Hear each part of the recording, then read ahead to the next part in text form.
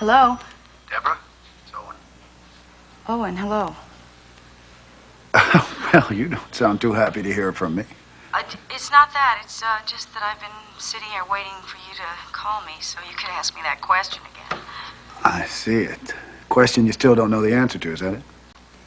I don't know what to do, Owen. I mean, I know I would have much more fun with you out in California than being here in this apartment, but I don't know if it's the right thing to do.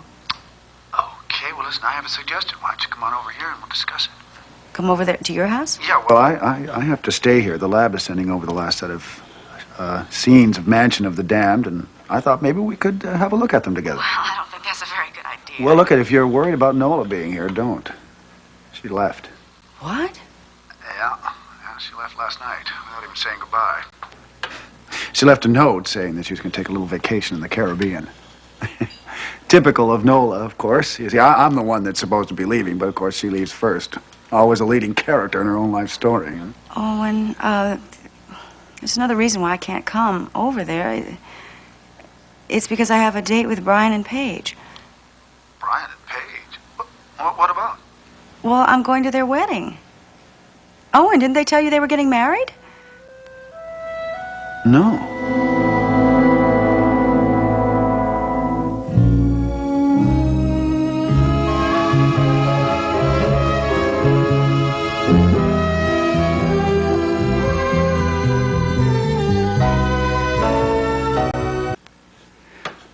Well, I'm not surprised that they didn't tell me. I suppose they figured I'd try to discourage them, make them wait. But I'll tell you the truth, Deborah, I'm glad that they didn't wait. Those two have waited far too long already. What do you mean? Well, it's a long story. Quite a cast of characters. Nola, myself, Eddie Bond. I don't understand. Well, I'll tell you the whole story sometime. Say preferably on the plane going west.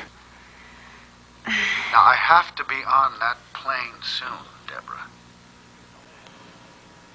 You see, all the lab work is finished on the film, and it has to be edited. And if I don't start working on that soon, I'm not going to be able to capitalize on the publicities.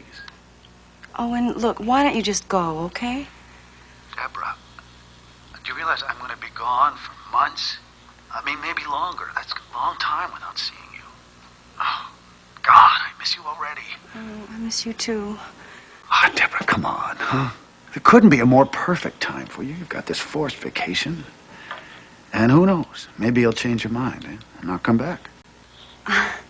You know, that's what I'm afraid of. I think if I went out there with you, I might not come back. I've got to go. Steve's here. Steve? Yeah, he's another witness at the wedding. Oh, right, of course, yes. I guess Paige would have asked for that, yeah. I really have to go, Owen. Okay. Listen, can I call you later? Oh, please do. Okay. Please. All right. Bye-bye. Promise. Bye.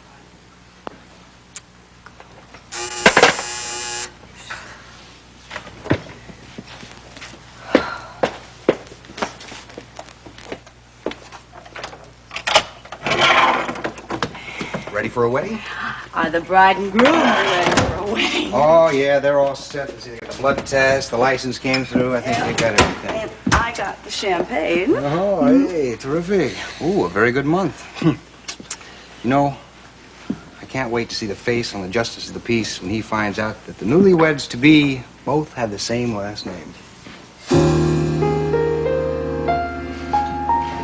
No, I never get home in time to watch the 6 o'clock news, but I've caught the 11 o'clock show many times. I appreciate the way you handle some of the police stories. Well, I wasn't aware that I handled them in any particular way. Well, maybe that's what I like. Your stories don't have any particular slant. You present the facts as they are without any underlying editorial. Thank you. I gather you've had some problems with the press in your career.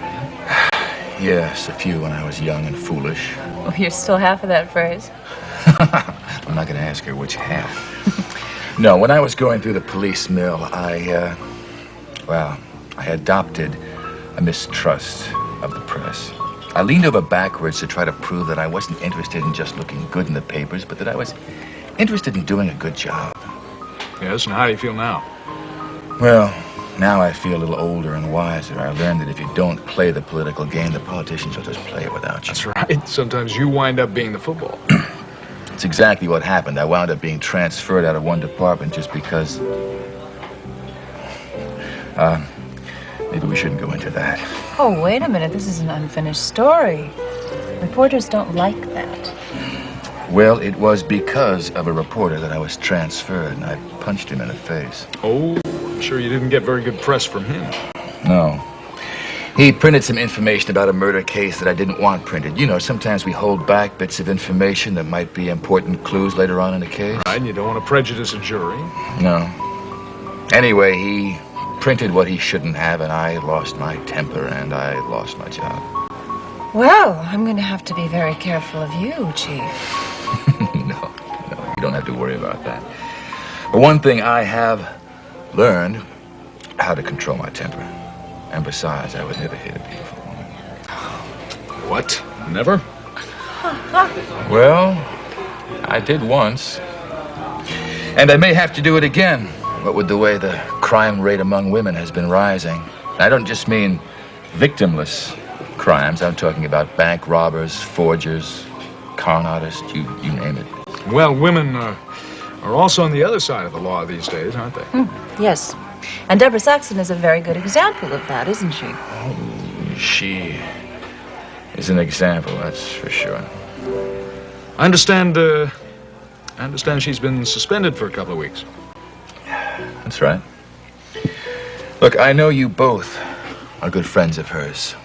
So you probably don't believe that I was right in doing what I did. No, I didn't say that. On the contrary, I think maybe it's a good idea. She's been under a lot of pressure the last few weeks. The rest should do her good. Do you agree with that, Mrs. Cavanaugh? Oh, I thought we'd agreed to first names, Chief. You're right. My first name's not Chief, it's Derek. Derek. Right. Well, I agree with Miles. He's a doctor. I was going to say that the only thing I was concerned about was whether or not Deborah's health was the primary consideration, or whether or not she was suspended as a punitive action. What Miles is trying to say so very carefully is we were wondering whether you had anything against Deborah. Maybe because she's a woman? Believe me, that I have nothing against women. As a matter of fact, I like them very much. I even married one once. I didn't know that. You have a wife? I had one. We're not married anymore. Remember I mentioned hitting beautiful women? Well, that was a beautiful woman I had to hit.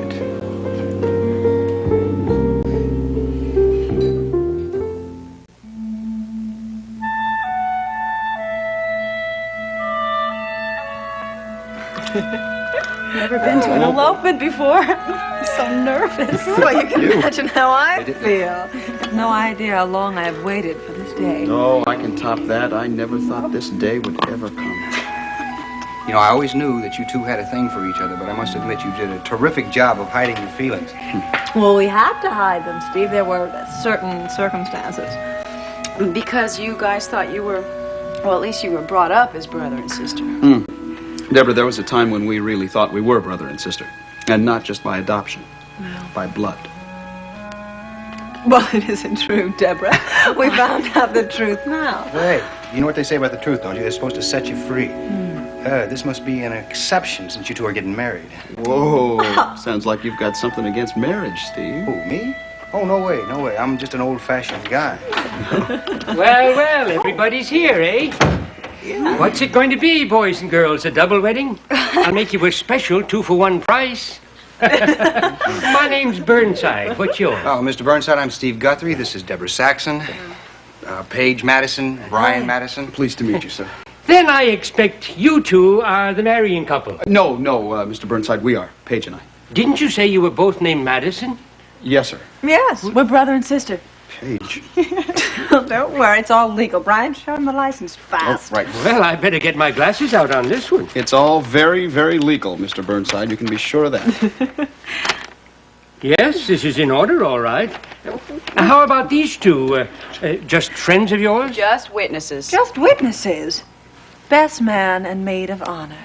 Well, sounds like we got everything we need for a wedding. Although I like to pretty things up a little by having my girls here.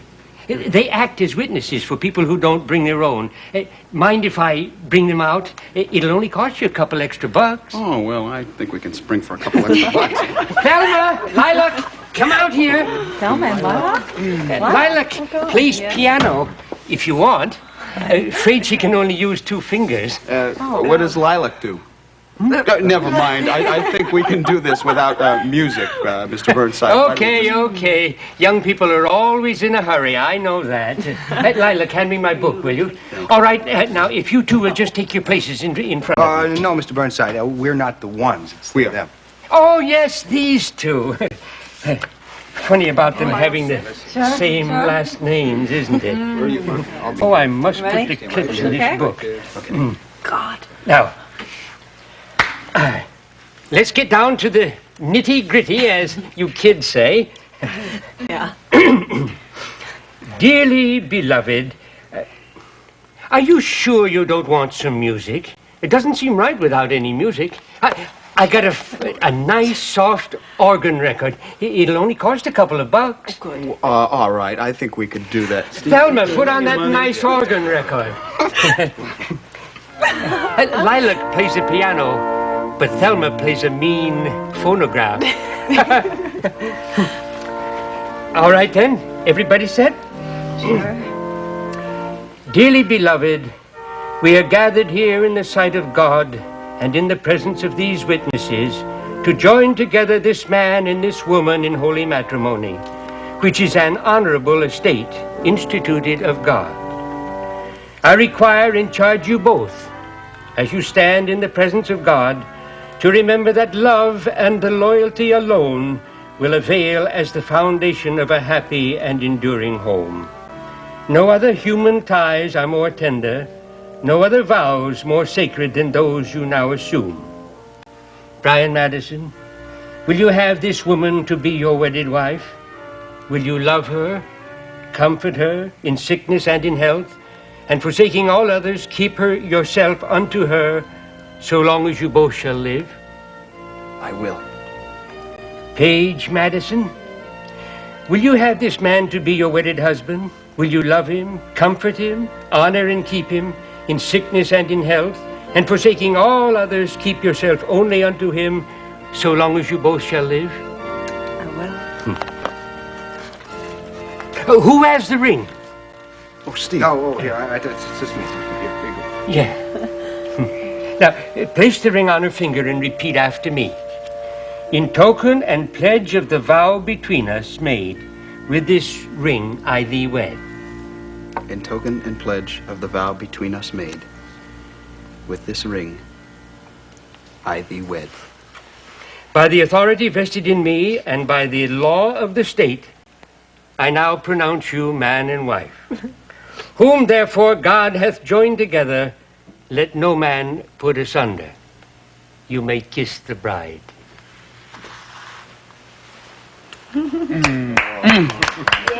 Now, who says your name hasn't changed? Now you're Mrs. Madison. I'll never change it. Never.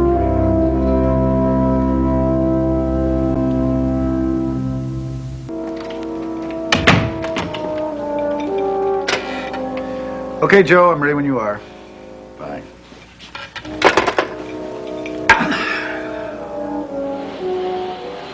Inasmuch as Tom and Hester have now joined together in lawful wedlock, and have witnessed the same before this company, and thereto have been given and pledged their troth, each to each other, I, in accordance with the authority vested in me by the laws of this state, pronounce that they are man and wife. You may kiss the bride. No, not here. I don't want to be kissed here. And Hester.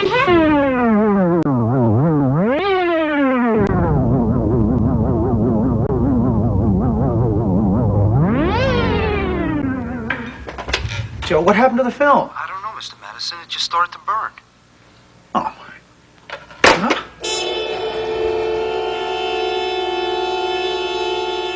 You can't call it much of an elopement. I mean, the newlyweds run home to pack. Wasn't that interesting what they said about thinking they were brother and sister? I wonder what they meant by that. Don't know. You have to ask your friend Owen. Yeah, he said something about story behind it. He and Nola and Eddie Vaughn. Eddie Vaughn? What the hell's Eddie Vaughn got to do with it?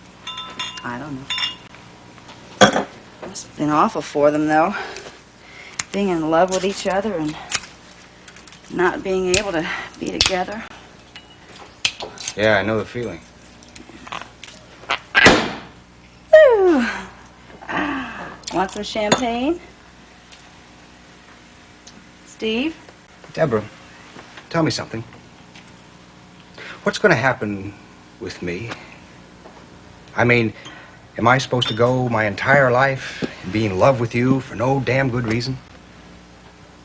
Steve. Hey, don't give me that old Steve stuff. This is not the time, Steve. When the hell's the time? I mean, can't you give me some kind of an answer, like to get the hell out or to stay, or have you already given me an answer and I'm just too stupid to recognize it? I haven't given you an answer, Steve. Just as I haven't given one to Owen. Owen? What the hell's he want? He wants me to go to California with him. I see.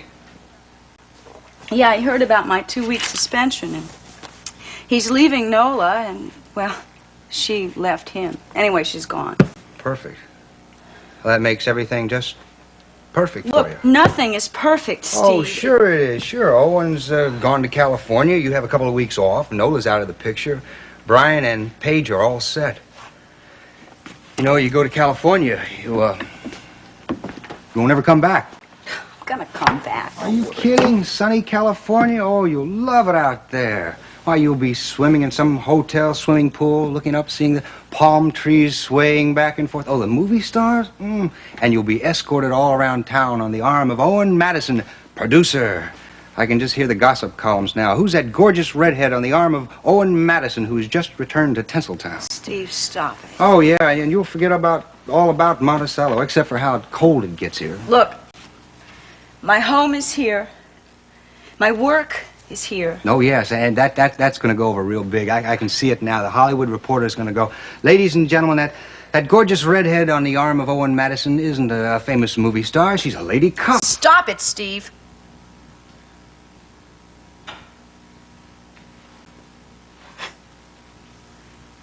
I guess I just try to make light of things when I'm hurt.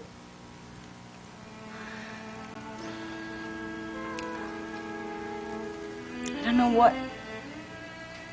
what to do. I don't even know what I want. Well, I guess I'm lucky. I know what I want. I want you.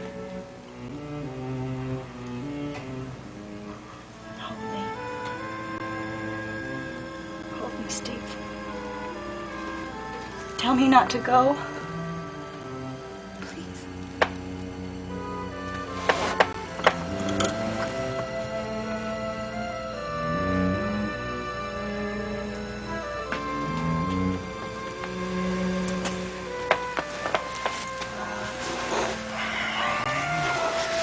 I'm holding you as tight as I can. Tell me not to go to California. Please.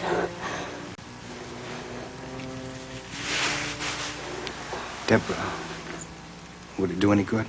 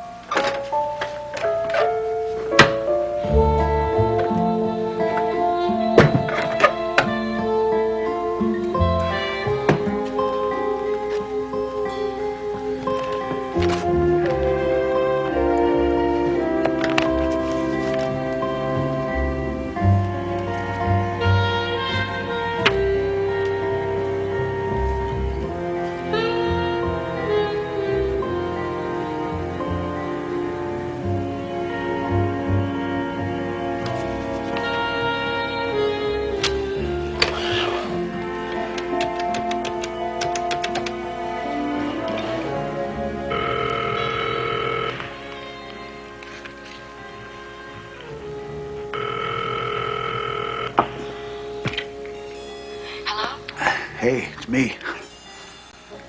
Owen. Yeah, I didn't think you'd be back so soon. Yeah, I'm back. I got in a little while ago. Oh, Brian and Paige are now Mr. and Mrs. Madison. It was quite a wedding. It was beautiful, Owen. Well, I guess with those two as bride and groom, couldn't be anything else. Yeah, I wish you'd been there. Well, you know, they're on their way home, so they're not going to disappear completely. Deborah, I've got these 2 airline tickets for tomorrow. Now, the airline told me that I could cancel one of them. They got plenty of standbys. But I would prefer not to sit next to a stranger tomorrow. Deborah, you've got to tell me what you're going to do.